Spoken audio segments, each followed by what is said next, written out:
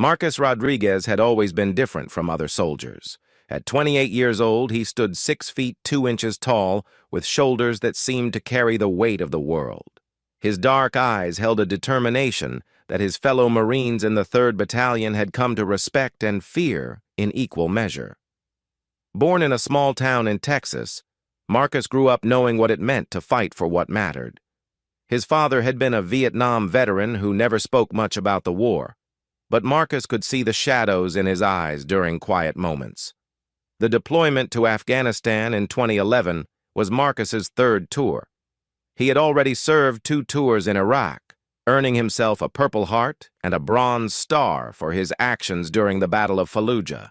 But Afghanistan was different. The terrain was harsher, the enemy more elusive, and the stakes somehow felt higher. Marcus served as a squad leader in Bravo Company, responsible for 12 Marines who looked up to him like a big brother. The valley of Kunar province had become their temporary home for the past 6 months. The forward operating base sat nestled between towering mountains that seemed to touch the sky. Every morning, Marcus would wake up before dawn and walk the perimeter, checking on his men, making sure everyone was ready for whatever the day might bring. He had developed a reputation for being everywhere at once, appearing at the most dangerous moments to pull his Marines out of trouble. Lieutenant Sarah Chen, the company's intelligence officer, had noticed Marcus's unusual dedication. She often watched him during briefings, seeing how he absorbed every detail about their missions, asking questions that other squad leaders might miss. Marcus had an ability to read the battlefield like others read books. He could sense danger before it appeared, feel the rhythm of combat like music only he could hear. The mission that would change everything began on a Tuesday morning in October. Intelligence reports indicated that a high-value target, a Taliban commander responsible for multiple attacks on coalition forces, was hiding in a small village called De Bala, approximately 15 kilometers from their base. The village sat at the bottom of a narrow valley, surrounded by steep rocky walls that created natural choke points. Marcus studied the mission briefings with his usual intensity. Something felt wrong about the entire operation. The intelligence seemed too clean, too convenient. The Taliban commander had been clever enough to avoid capture for over 2 years, yet suddenly they had his exact location and routine. Marcus shared his concerns with Lieutenant Chen during the pre-mission briefing. "Ma'am, this feels like a setup," Marcus said, pointing at the satellite images spread across the table. "Look at these approach routes. There are only 3 ways into that valley, and all of them create perfect kill zones. If the enemy knows we're coming, we'll be sitting ducks." Lieutenant Chen appreciated Marcus's tactical mind, but orders were orders. Higher command had deemed the mission critical, and they had received assurance that the intelligence was solid. "I understand your concerns, Rodriguez, but we have our orders. Your squad will provide overwatch from the northern ridge while Alpha and Charlie squads clear the village. Stay sharp up there." The night before the mission, Marcus couldn't sleep. He walked through the base, checking and double-checking equipment, talking quietly with his Marines. Private First Class James Murphy, a 19-year-old from Boston, was nervous about his first major operation. Marcus sat with him for an hour, sharing stories and calming his nerves. "Listen, Murphy," Marcus said, his voice steady and reassuring. "Fear is normal. It keeps you alive. But don't let it control you. Stay focused on your training, watch out for your brothers, and remember that we all go home together." Sergeant David Kim, Marcus's second-in-command, had served with him for over 2 years. Kim understood Marcus's instincts better than anyone and shared his concerns about the mission. "Something's not right about this one, Rodriguez. My gut says we're walking into trouble." Marcus nodded, feeling the same unease. "Keep your eyes open tomorrow, Kim. If things go sideways, get the men out. Don't worry about me." The morning of October 15th arrived with a crystal-clear sky and temperatures already climbing toward what promised to be a hot day. Marcus gathered his squad for final equipment checks. Each Marine carried extra ammunition, medical supplies, and water for what was expected to be a 6-hour operation. Marcus had added additional explosives to his pack, along with a satellite phone and extra batteries for their radios. The helicopter ride to the insertion point took 30 minutes, flying low through mountain valleys to avoid potential enemy radar. Marcus watched the terrain below, memorizing landmarks and identifying potential escape routes. His squad of 12 Marines was tight-knit and experienced. Besides Sergeant Kim and Private Murphy, there was Corporal Jenkins, the squad's designated marksman, Lance Corporal Washington, their communications specialist, and 8 other Marines who had proven themselves in combat. They inserted at dawn on a ridge overlooking the target village. Marcus immediately established overwatch positions, with his Marines spread across a 200-meter line that provided clear views of all approaches to Debala. The village appeared peaceful in the early morning light, with smoke rising from cooking fires and children playing in the dusty streets. For 3 hours, they watched as Alpha and Charlie squads made their approach through the valley below. Everything seemed to be going according to plan. The squads reached the village outskirts without incident and began their systematic clearing operations. Marcus maintained constant radio contact with the operation commander, providing updates on what he could observe from his elevated position. Then everything changed in an instant. The attack came from multiple directions simultaneously. Hidden enemy positions that had been invisible from the air opened fire with heavy machine guns and rocket-propelled grenades. Marcus watched in horror as the valley floor erupted in explosions and gunfire. Alpha and Charlie squads were caught in a carefully planned ambush that had been months in the making. "Contact! Contact!" Marcus shouted into his radio. "Alpha and Charlie are taking heavy fire from multiple positions. We have wounded down there." Without hesitation, Marcus began directing his squad's fire onto enemy positions he could identify from his vantage point. Corporal Jenkins, with his precision rifle, began eliminating enemy machine gun teams with surgical accuracy. But the enemy had planned for this contingency as well. Suddenly, Marcus heard the distinctive whistle of incoming mortars. His years of combat experience kicked in instantly. "Incoming! Take cover!" he screamed. But even as he dove for protection, he knew they were in serious trouble. The first mortar round landed 50 meters from their position, showering them with rocks and dirt. The second landed closer. Marcus realized that the enemy had pre-planned firing positions targeting their overwatch location. Somehow, the Taliban had known exactly where the Marines would position themselves. "Kim, we need to move!" Marcus shouted over the explosions. "They've got our range." As his squad began bounding movements to new positions, Marcus made a decision that would define the rest of his life. He saw that Alpha Squad was pinned down in the village, taking casualties they couldn't afford. Their radio calls for help were becoming increasingly desperate. Someone needed to create a diversion, and Marcus knew exactly what had to be done. "Kim, take command," Marcus ordered, grabbing extra ammunition and grenades. "Get the squad to the alternate position we discussed. I'm going down there." "Rodriguez, that's suicide!" Sergeant Kim protested. "You can't take on an entire Taliban position by yourself." But Marcus was already moving. His plan was simple and desperate. Create enough chaos and draw enough enemy fire to give Alpha and Charlie squads a chance to extract their wounded and reach safety. He knew the odds were against him, but that had never stopped Marcus before. Moving down the steep mountainside with surprising speed, Marcus used every bit of cover available. Rocks, sparse vegetation, and small depressions in the ground provided concealment as he made his way toward the enemy positions that were devastating his fellow Marines below. His first target was a machine gun nest positioned on a small hill overlooking the village. Marcus approached from an angle that the enemy hadn't anticipated, using dead ground to mask his movement. When he was within grenade range, he pulled the pin on 2 grenades simultaneously and hurled them with deadly accuracy. The explosion silenced the machine gun and created exactly the diversion he had hoped for. Enemy fighters began repositioning to deal with this new threat, reducing the pressure on the trapped Marines in the village. Marcus immediately moved to his next target, a mortar position that had been causing havoc among the coalition forces. For 20 minutes, Marcus conducted a one-man assault against superior numbers. He moved like a ghost through the battlefield, appearing where the enemy least expected him, striking hard, and then disappearing again. His actions allowed Alpha Squad to extract their wounded and begin fighting their way toward the extraction point. But the enemy was adapting to his tactics.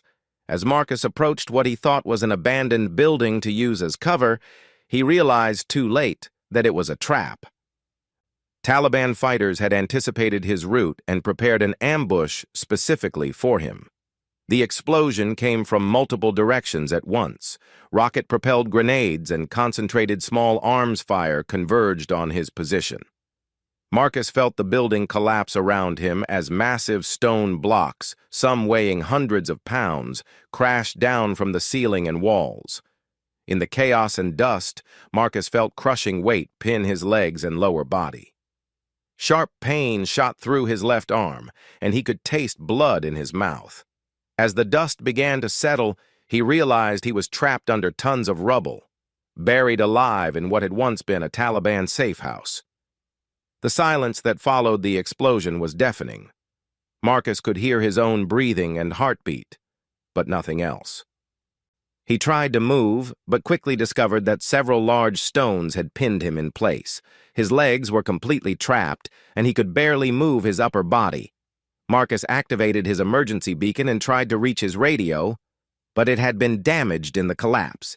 He was alone, buried and wounded, with no way to communicate his position to friendly forces. As he lay in the darkness, Marcus began to assess his situation with the calm professionalism that had carried him through 3 combat deployments. His water supply was limited to what remained in his damaged hydration system. He had some field rations, but access was limited by his pinned position. Most critically, he could feel blood loss from several wounds, though none seemed immediately life-threatening if he could control the bleeding. Marcus had always been a fighter, but this was unlike anything he had faced before. This wasn't a battle he could win through superior tactics or determination. This was a test of pure survival, and he was going to need every ounce of strength and willpower he possessed. As night fell on his first day trapped under the rubble, Marcus began what would become a legendary test of human endurance. He rationed his water carefully, applied pressure to his wounds using torn pieces of his uniform, and began the mental battle that would be just as important as the physical one. He thought about his Marines, hoping they had made it safely back to base. He thought about his family back in Texas, his younger sister who was starting college, his mother who worried about him constantly. Most of all, he thought about the promise he had made to himself and his men, that they would all go home together. Marcus Rodriguez didn't know it yet, but his incredible ordeal was just beginning. Buried under dust and blood, he was about to discover just how indestructible the human spirit could be. Day 2 under the rubble began with Marcus fighting off hypothermia. The Afghan nights were brutally cold, even in October, and his trapped position made it impossible to generate body heat through movement. He had managed to tear strips from his uniform to create makeshift bandages for his wounds, but blood loss continued to weaken him gradually. Marcus established a routine that would keep him sane and focused. Every hour he performed mental exercises his father had taught him during hunting trips in the Texas wilderness. He recited the names and faces of every Marine in his company, going through their hometowns, their families, their dreams for after the war. This mental discipline helped him stay connected to his purpose, staying alive to see his brothers in arms again. The physical challenges were immense. His legs remained completely pinned under a massive stone beam that had once supported the building's ceiling. Movement was limited to his upper body, and even that caused excruciating pain from his broken ribs and damaged left shoulder. Marcus had to carefully manage his water intake, knowing that rescue might not come for days or even weeks. By day 3, Marcus began hearing sounds from above. Footsteps, voices speaking in what sounded like Pashto, the local Taliban dialect. His heart raced as he realized enemy fighters were moving through the ruins above him, probably searching for his body or any useful equipment. Marcus forced himself to remain absolutely silent, even when shifting rubble caused sharp stones to dig into his flesh. The psychological warfare was perhaps worse than the physical pain. Marcus's mind began playing tricks on him, creating sounds and voices that weren't really there. He would think he heard helicopters approaching, only to realize it was the wind whistling through gaps in the rubble. Sometimes he thought he heard his Marines calling his name, and he had to physically restrain himself from calling back, knowing it might give away his position to enemy forces. On day 4, Marcus made a critical discovery. While carefully exploring the small space around his trapped position, his fingers found a pocket of air that led to a small cavity in the collapsed structure. The space was barely large enough for his hand, but it represented something precious, a connection to the outside world. More importantly, it provided slightly better ventilation, which could mean the difference between life and death in his confined space. Marcus used his combat knife to carefully widen the opening, working slowly to avoid causing further collapse. The work was exhausting in his weakened condition, but he persisted with the methodical determination that had made him an exceptional Marine. After hours of careful effort, he had created an opening large enough to push his hand through and wave a small piece of his uniform as a potential signal flag. The hunger was becoming a serious problem. Marcus had been surviving on the few energy bars and field rations he could reach, but his supplies were running dangerously low.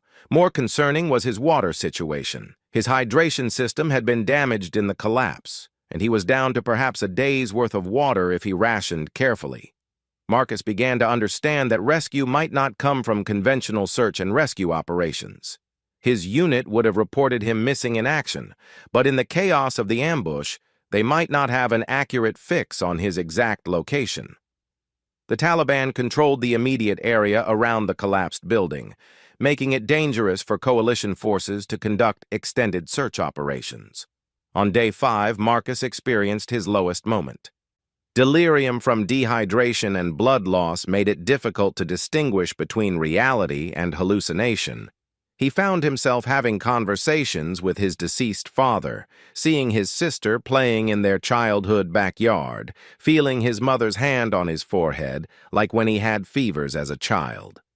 Part of him wanted to give up, to simply close his eyes and let the peace take him. But something deep inside Marcus refused to surrender. Maybe it was his Marine training, maybe it was the promise he had made to his men, or maybe it was just the stubborn Texas spirit that his family was known for. Whatever it was, Marcus forced himself to stay conscious, to keep fighting, to keep believing that somehow he would survive this impossible situation. That evening, as Marcus drifted in and out of consciousness, he heard something that made him think he was hallucinating again. The sound was faint but distinctive. Helicopter rotors in the distance. Marcus had heard enough helicopters during his 3 deployments to distinguish between different types, and this sounded like the heavy thrum of military aircraft rather than the higher-pitched whine of civilian helicopters. Marcus carefully pushed his makeshift signal flag through the opening he had created and began moving it back and forth. He knew the chances of anyone seeing such a small signal were practically zero, but he had to try. Hope was all he had left, and he was going to fight for it with everything he had. Unknown to Marcus, his disappearance had triggered something unprecedented. His commanding officer, Colonel James Harrison, had refused to write him off as killed in action, despite the obvious impossibility of surviving the building collapse. Colonel Harrison had served with Marcus's father in Vietnam and felt a personal obligation to find the missing Marine. More importantly, Marcus's extraordinary actions during the ambush had been observed by a forward air controller who had been circling overhead in a reconnaissance aircraft. The controller had documented Marcus's lone assault on multiple enemy positions, his successful diversion that allowed Alpha and Charlie squads to extract their wounded, and the approximate location where he had been last seen before the building collapse. This intelligence had reached the attention of SEAL Team 6, which was operating in the region as part of a classified mission targeting high-value Taliban leadership.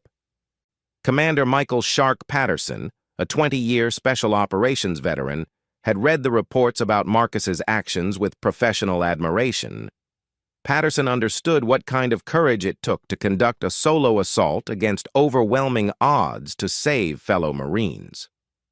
When SEAL Team 6 completed their primary mission 3 days ahead of schedule, Commander Patterson made an unofficial decision that would change Marcus's fate. Instead of returning directly to base, Patterson convinced his team to conduct what he called a reconnaissance in force of the area where Marcus had been lost. Officially, they were gathering intelligence on enemy movement patterns. Unofficially, they were looking for a Marine who might still be alive. The SEAL team consisted of 8 operators, each with multiple combat deployments and specialized skills.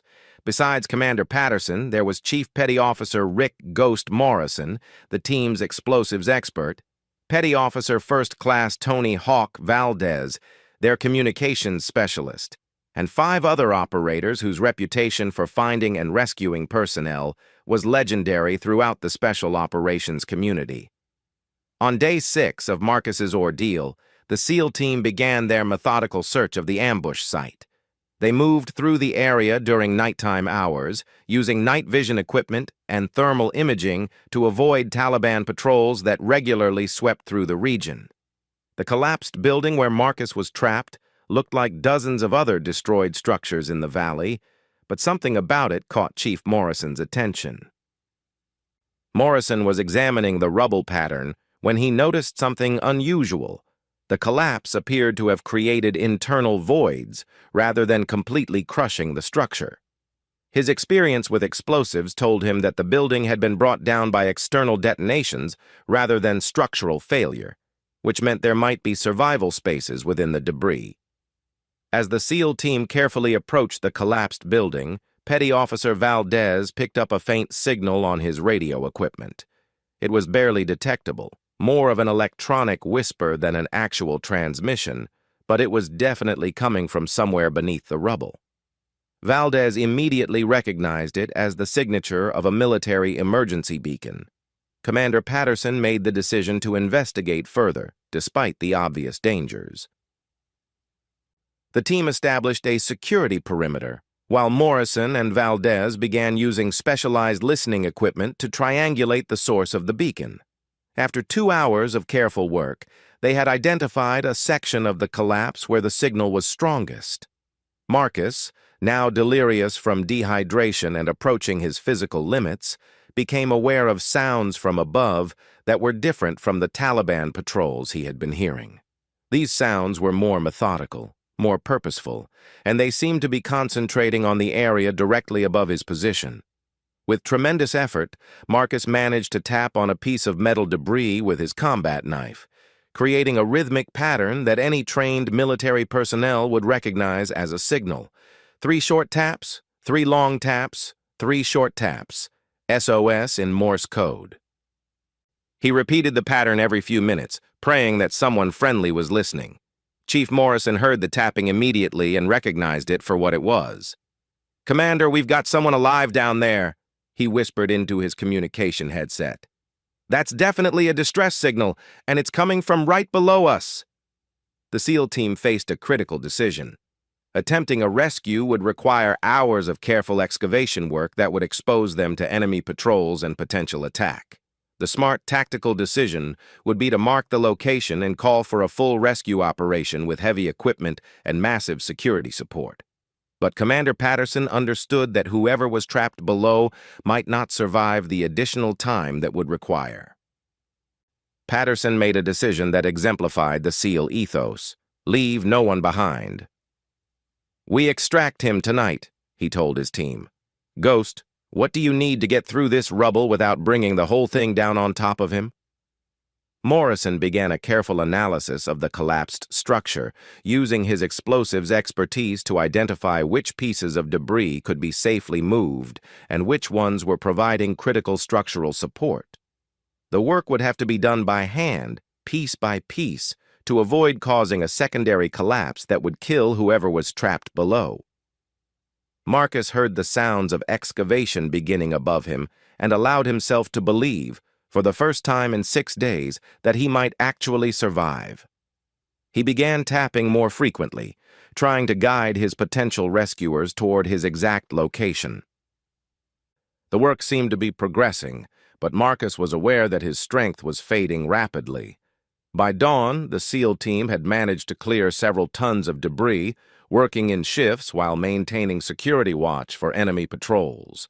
As the sun began to rise, Commander Patterson knew they were running out of time. Operating in daylight would expose them to enemy observation and potential attack. Morrison made a breakthrough when he moved a large stone slab and suddenly felt air movement from below. "I've got an opening," he whispered excitedly. "Someone down there, can you hear me?"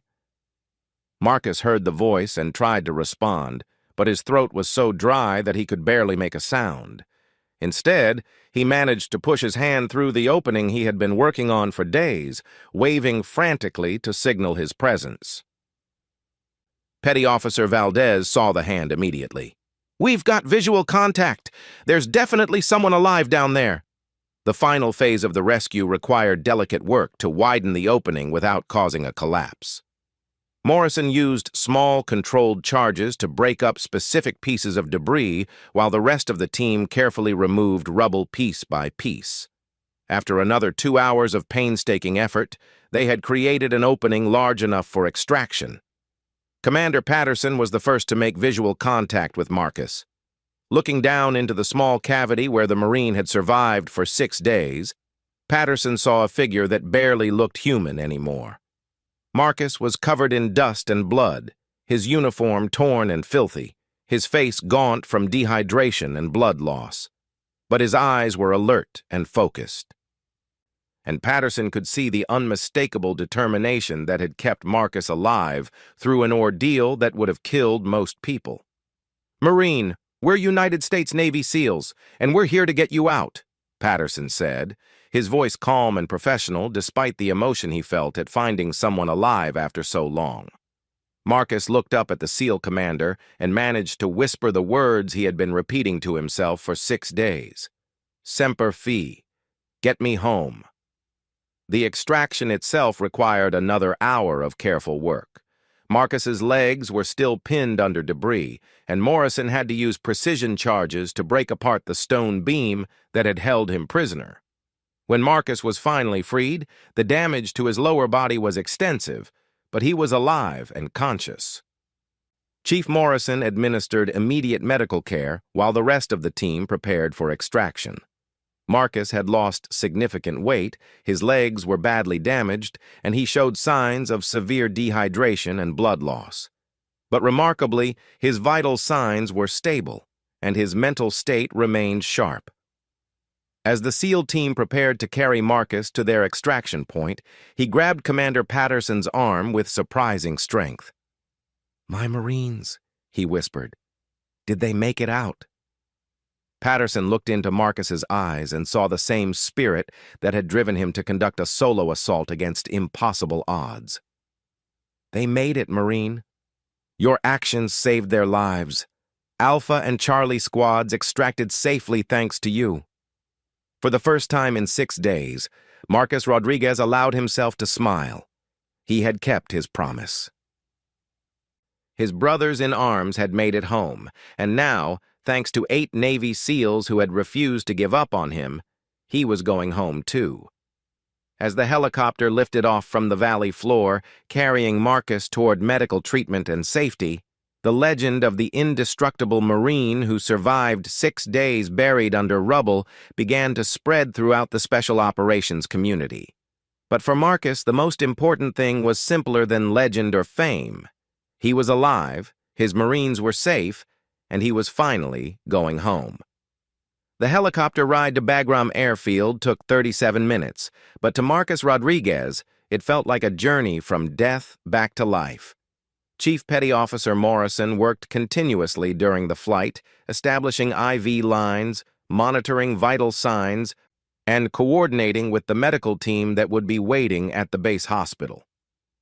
Marcus drifted in and out of consciousness, but each time he opened his eyes, he saw the faces of the SEAL team members who had pulled him from his grave. Commander Patterson stayed close to Marcus throughout the flight, occasionally speaking to him in calm, reassuring tones. "Stay with us, Marine. You've made it this far. Don't quit on us now." These words became an anchor for Marcus, something to focus on when the pain threatened to overwhelm him. At Bagram, a full medical team was waiting. Dr. Sarah Kim, a trauma surgeon with extensive combat medicine experience, took immediate charge of Marcus's care. Her initial assessment revealed the full extent of his ordeal: severe dehydration, multiple fractures in both legs, 3 broken ribs, a dislocated shoulder, and numerous lacerations. Most concerning was the kidney damage from prolonged dehydration and the early signs of infection from his wounds. "This man should not be alive," Dr. Kim told her medical team as they worked to stabilize Marcus. Whatever kept him going for 6 days buried under that rubble wasn't just physical strength. This is pure willpower. The first 48 hours in the hospital were critical. Marcus underwent 2 surgeries to repair the fractures in his legs and to clean and close his infected wounds. His kidneys were functioning, but barely, requiring careful monitoring and fluid management. Throughout this period, Marcus remained conscious and alert, constantly asking about his Marines and insisting that he needed to contact his family. Sergeant Kim, Marcus's second in command, was the first member of his squad to visit him in the hospital. Kim had been struggling with guilt since the mission, feeling responsible for not following Marcus when he made his lone assault on the enemy positions. When he walked into Marcus's hospital room and saw his squad leader alive, both men broke down emotionally. "I should have gone with you," Kim said, tears streaming down his face. "I should never have let you go alone." Marcus, despite his weakened condition, grabbed Kim's hand with surprising strength. "You did exactly what I ordered you to do. You got our Marines home safe. That was the mission, and you accomplished it perfectly." The reunion with his squad became an emotional milestone in Marcus's recovery. Over the following days, each of his 12 Marines visited him in the hospital. Private Murphy, the young Marine who had been nervous before the mission, couldn't stop thanking Marcus for saving his life. The entire squad had made it home safely because of Marcus's actions during the ambush. News of Marcus's survival spread rapidly throughout the military community. His story became legendary among the Marines in Afghanistan, but it also reached the highest levels of military leadership. General David Petraeus, then commanding all coalition forces in Afghanistan, personally visited Marcus in the hospital to commend his extraordinary courage and dedication. "What you did out there wasn't just heroic," General Petraeus told Marcus during their meeting. "You exemplified the very best of what it means to be a United States Marine. Your actions saved lives and demonstrated courage that will be remembered long after this war is over." The psychological recovery proved to be just as challenging as the physical healing.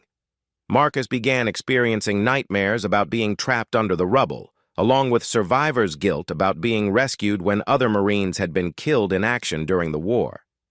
Captain Maria Santos, a military psychologist specializing in combat trauma, worked with Marcus to address these issues. "What you experienced was beyond the normal range of human endurance," Dr. Santos explained during one of their sessions. "It's completely natural to have psychological reactions to such an extreme survival situation. The key is processing these experiences in a healthy way." Commander Patterson and his SEAL team maintained contact with Marcus throughout his recovery. They had formed a bond during those critical hours of rescue that transcended normal military relationships. Patterson later explained that finding Marcus alive had been one of the most meaningful moments of his 20-year military career. "We've conducted hundreds of missions," Patterson told reporters who later covered the story. "But finding that Marine alive after 6 days buried under rubble reminded us why we do what we do. It wasn't just about rescuing one person. It was about honoring the promise we make to each other that no one gets left behind." Marcus's family arrived at Bagram within a week of his rescue. His mother, Isabella Rodriguez, had been living in agony since being notified that her son was missing in action. When she first saw Marcus in the hospital bed, she couldn't speak for several minutes, simply holding his hand and crying tears of relief and joy. His younger sister, Maria, now a college sophomore, had been organizing prayer vigils and support groups for military families during Marcus's disappearance. She later said that seeing her brother alive was like witnessing a miracle. "Marcus always told us he was indestructible when we worried about him during deployments," she said. "I guess he wasn't exaggerating." The physical recovery required months of intensive rehabilitation. Marcus's leg injuries were severe enough that doctors initially questioned whether he would ever walk normally again, let alone continue his military career. But Marcus approached physical therapy with the same determination that had kept him alive under the rubble. Physical therapist Captain James Mitchell worked with Marcus for 6 hours daily, slowly rebuilding strength and mobility in his damaged legs. "I've never seen anyone approach rehabilitation with such intensity," Captain Mitchell observed. "Marcus treated every therapy session like it was a combat mission. Failure simply wasn't an option in his mind." After 3 months of intensive therapy, Marcus was walking without assistance. After 6 months, he was running again. By the end of his first year of recovery, he had not only returned to full physical fitness, but had actually improved his performance scores compared to before his injury. The military recognition for Marcus's actions came in the form of the Navy Cross, the second highest decoration for valor in the United States military. The ceremony took place at Marine Corps Base Quantico, with Marcus's family, his rescued squad members, and the SEAL team that found him all in attendance. During the award ceremony, the citation read, "For extraordinary heroism while serving as squad leader with Company B, 1st Battalion, 3rd Marines, during combat operations against enemy forces in Kunar Province, Afghanistan." When his unit came under intense enemy fire during an ambush, Sergeant Rodriguez voluntarily left his protected position and single-handedly assaulted multiple enemy positions, allowing trapped Marines to extract their wounded and reach safety. His selfless actions and extraordinary courage under fire saved the lives of numerous fellow Marines and exemplified the finest traditions of the United States Marine Corps. But for Marcus, the most meaningful recognition came from his fellow Marines. His squad had commissioned a special plaque that they presented to him after the official ceremony. It read, "To Sergeant Marcus Rodriguez, who kept his promise that we would all go home together. Semper Fi." Following his recovery, Marcus faced a decision about his military future. The Marine Corps offered him several options, including a transfer to a training role or a position with recruiting command. However, Marcus requested to return to combat duty, specifically asking to be assigned to Marine Special Operations Command. His request was initially met with skepticism from medical personnel and senior leadership. Marcus had already served 3 combat tours and survived an ordeal that would have ended most military careers. Why risk returning to the most dangerous assignments in the Marine Corps? Marcus's answer was simple. "This is what I was born to do. My experience under that rubble didn't break me. It showed me what I'm really capable of. I can use what I learned to help train other Marines to survive in impossible situations." The Marine Corps eventually approved his request, and Marcus became an instructor at the Marine Corps Mountain Warfare Training Center. His curriculum focused on survival psychology, combat leadership under extreme stress, and what he called refusing to quit when quitting makes sense. Marcus's classes became legendary among Marines preparing for deployment.